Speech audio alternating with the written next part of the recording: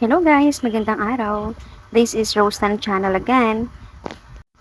For today's video, magluluto tayo ng sisig na bangus. Yummy. At yun na nga, habang ako'y nag-voice over, itong aking Junakis ay nakikinig pala. Tara na guys, simulan na natin. Una guys, iprito muna natin ang ating bangus.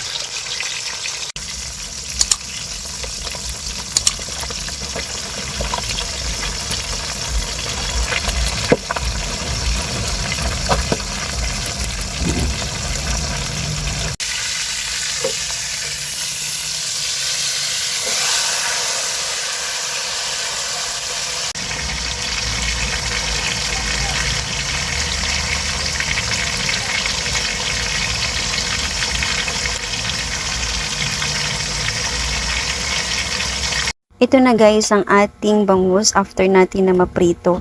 Gusto ko sana buo yung ating bangus kaya lang yung buntot naputol siya kasi maliit yung kawali na nagamit ko.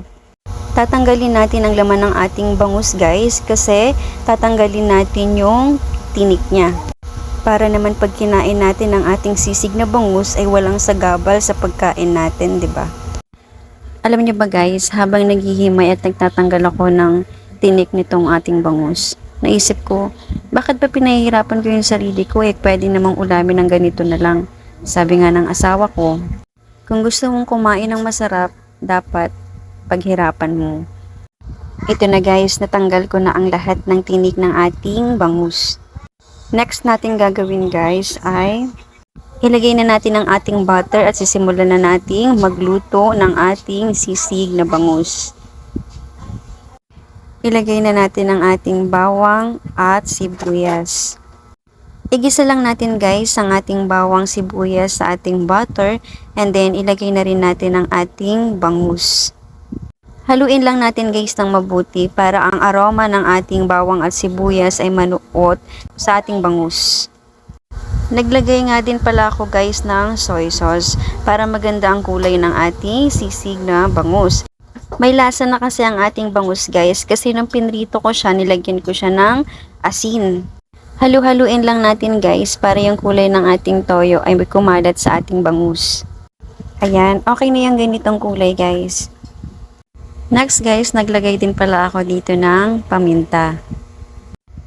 Halu-haluin lang ulit natin guys para yung aroma ng ating paminta ay kumalat sa ating bangus.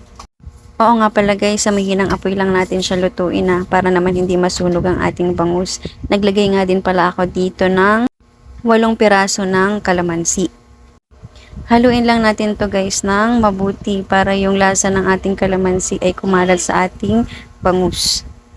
Naglagay nga pala ako ng maraming sibuyas dito guys kasi yan yung magsisilbing gulay ng ating sisig. Naglagay na rin ako ng siling green at red chili.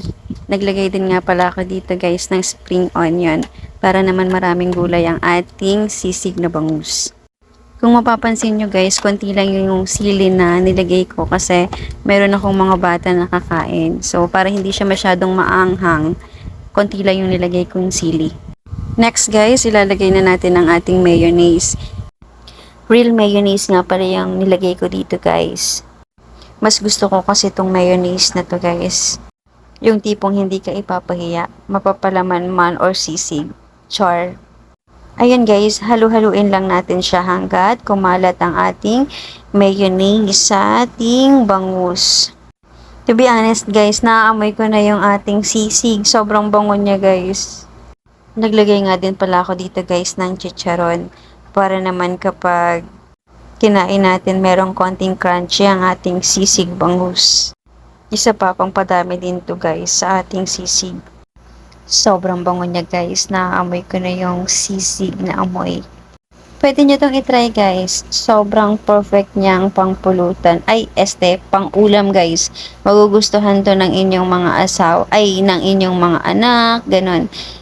Ayan guys, luto na ang ating sisig na bangus, kaya naman ilalagay na natin siya dito. Alam niyo ba guys, habang nilalagay ko yung sisig na bangus natin sa ating lalagyan, iniisip ko kung anong magandang partner dito. Kung red horse ba, pondador, or char. Siyempre kanin. Kanin ang perfect na partner ng ating sisig na bangus.